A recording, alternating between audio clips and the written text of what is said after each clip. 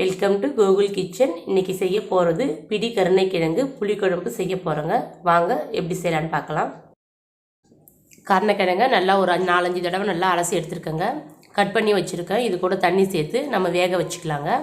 இதே நம்ம குக்கரில் சேர்த்தோம்னா ரொம்ப குழையாயிடும். இதுமாரி வானலில் போட்டு நம்ம வேக வச்சுக்கலாம். இந்த கிழங்கு கொஞ்சம் லேசாக நம்பிக்கிங்க நம்மளுக்கு. அதனால் நான் புளி கொஞ்சம் சேர்த்துக்கிறேன்.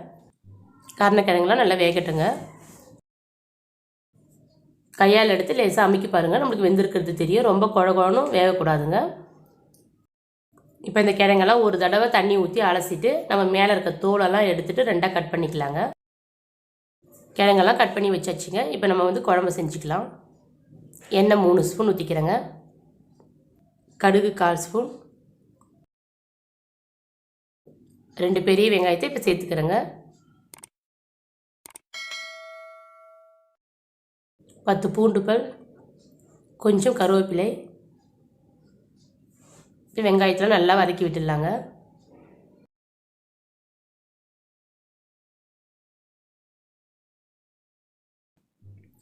ஒரு பெரிய சைஸ் தக்காளி இப்போ சேர்த்துக்கிறேங்க. தேவையான அளவு உப்பு, 1/4 ஸ்பூன் அளவு மஞ்சள் தூள்.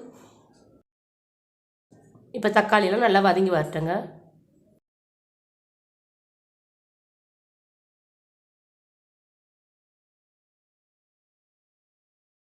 இப்போ இது கூட 3 ஸ்பூன் அளவு வீட்டு குழம்பு மிளகாய்த்தூள் சேர்க்குறேங்க.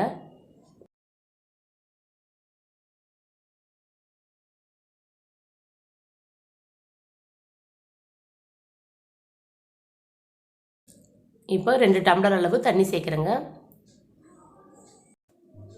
இப்போ மிளகாய்த்தூளெல்லாம் நல்லா கிண்டி விட்டுடலாங்க. அதோட பச்சை வாசனை போகட்டும். ஒரு 2 நிமிஷம் நல்லா கொதிக்கிட்டோம். நம்ம அதுக்குள்ளே ஒரு லெமன் சைஸ் அளவு புளி தண்ணி கரைச்சி எடுத்துருக்கோம். அதை நம்ம இப்போ சேர்த்துக்கலாம்.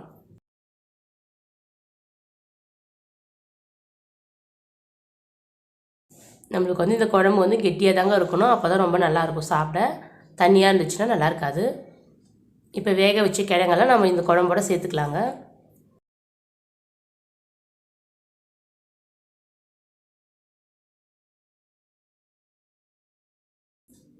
இப்போ கிழங்கு சேர்த்ததுக்கப்புறமா நல்லா லேசாக கிண்டி விட்டுடலாங்க.